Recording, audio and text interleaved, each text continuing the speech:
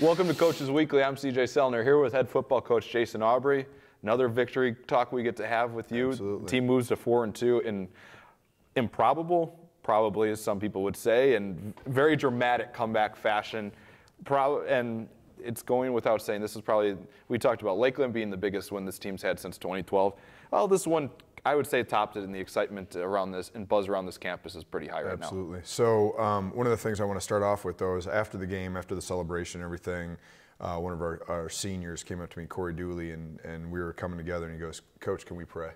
And it was just really cool that he just right away just said, "I want to give glory to, you know, who needs to be glorified for this." So that I just wanted to tell that quick story with Corey Dooley and how he stepped up and everything. And we talked off camera about Corey a little bit too, but he just said, you know, we want to give praise where praise is due. So we did that right away, and that was a cool part of what happened on Saturday night as well. But yeah, I mean, talk about an unreal experience. You know, you go into an environment like that where we knew it was going to be a tough environment, and they were averaging, you know, a bunch of people coming to the game, and we knew that end zone was going to be tough to play in, and it was quite an environment. And we shut them down real early, and then they came back and they did some great things, and then we brought it back at the end.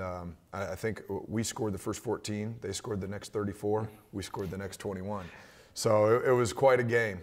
Now, you mentioned Corey. We'll go right into it. He has a big catch to continue that final drive without him stepping up. And he's been a senior that you've been kind of waiting to see get going a little bit. Right. And, I mean, you have so many other weapons.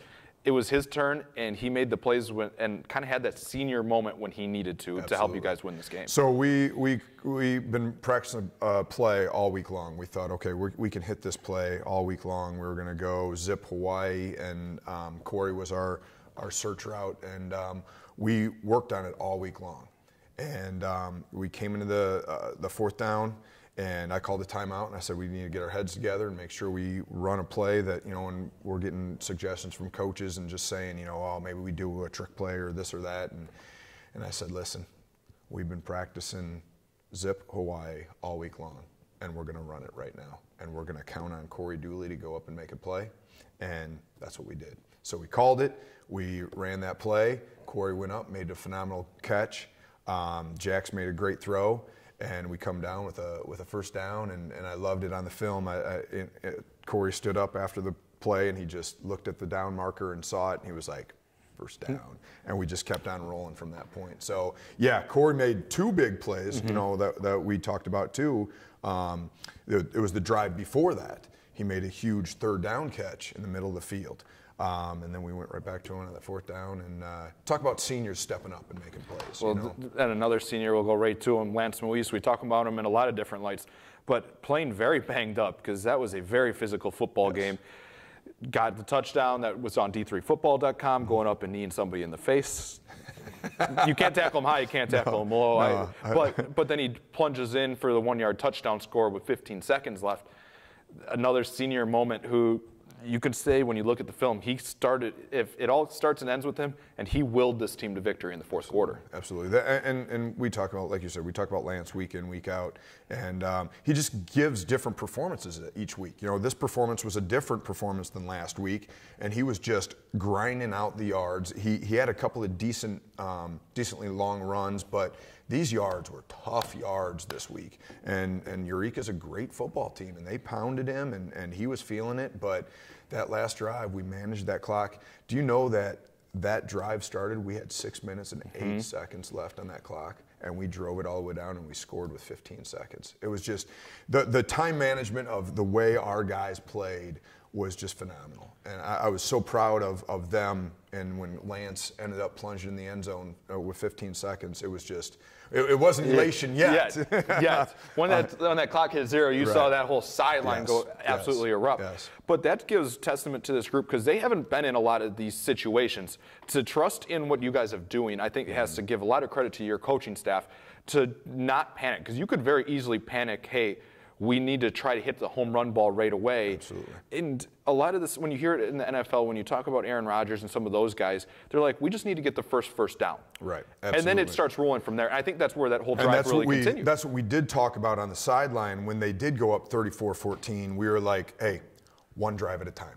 One drive at a time, one series at a time. That's what we're focusing on. And at that point, we hit that. We went in and we scored one with, I think there was like 4 seconds left to go in the third quarter. That's when Griff threw it in to, I believe it was Corey. Once again, stepping up, making a play. Or no, it was Dinas. Yes, caught that one. But Corey caught the 2-point conversion, which was a huge 2-point conversion, obviously, you know. But yeah, we scored there, gave us 21 points, and we're just going one drive at a time, one drive at a time. Let's go defense. Let's get that ball back. And that's kind of what the sideline was like. They were just like one drive at a time. We're not looking we're looking at the end of the game, we're looking at the next drive. And that's kind of what got us to where we were. And we put in that next score, 28, and then we got the ball back and said, listen, we got 6 minutes. Yeah. You know, and we just drove that field, and it was something where we did need a game like that. So now, going forward, we can point back and say, we've done it before. We can do it again. And you look at the box score, and everybody's going to talk about this miraculous comeback, but the defense. This doesn't happen if Eureka goes in and scores. What this offense didn't matter. It doesn't matter, exactly. And that's a group that could easily, they just hung a bunch of them on us in just a big run. Offense isn't really rolling. It could have been, felt sorry for yourselves and just kind of packed it in. Hey, it's a tough environment on their homecoming. We just didn't have it today. Right. They turn that around. The offense doesn't have the opportunity if the defense doesn't do its job. One of the things that we talk about with our offense and defense is complementary football. All right, we need to play together. We can't just have offense score all the points and then defense give up a bunch of points, or defense give up a bunch of points and offense scored nothing. We need to play complementary. So when the defense was on the field for quite a long time, we need to put a drive together so the defense can stay off the field, rest up, and be ready for that next drive. So, Eureka did come and scored a lot of points, and our defense kind of struggled for a little bit. But then we got to the point where the offense picked it up a little bit more, and the defense stayed off the field. And then by that time, defense was rested. Now they go out, get a couple of big stops. Now the offense continues to roll. So complementary football is what we've talked about at the house an awful lot. So, and that's what ended up happening. And talk about a true team win. It wasn't because our offense was so great. It wasn't because our defense. It was a true team win. Plus special teams. You led me right into it. Biggest moment of his career, Andrew Lechuga knocking it through. A team that had one block, you guys had one blocked earlier, like in a tough environment, the nerves can get to you. I don't care if it's a 10-yard kick or a 50-yard kick. Kickers are in a tough spot when the game's on the line. Absolutely. And he knocked it right through. I believe there was a injured player right after that play, so they were on I think it was Lance. Just kind of relaxing in the end zone. Yeah, he should. But I pulled our whole team over. We call it our Ghost Recon team. It's our PAT.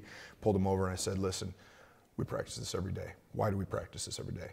And they looked at me and they said, for reasons like this. So they were ready. They didn't. They said it's going to happen. They were so confident. They went up.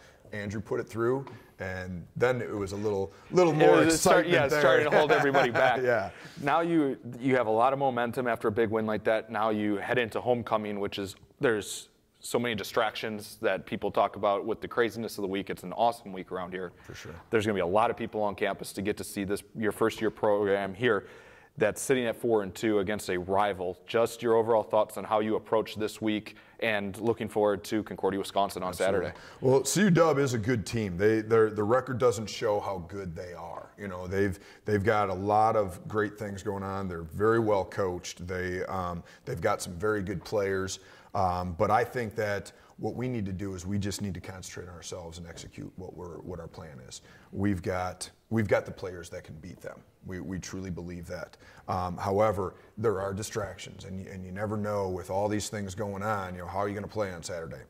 The guys understand that it's about the football game right now. Homecoming's great, and getting everybody to come back is even better. And we want to play in front of a lot of people, right. And we want to play well. So to be able to play well on Saturday, you have to have a good Tuesday. To be able to play well on Saturday, you have to have a good Wednesday.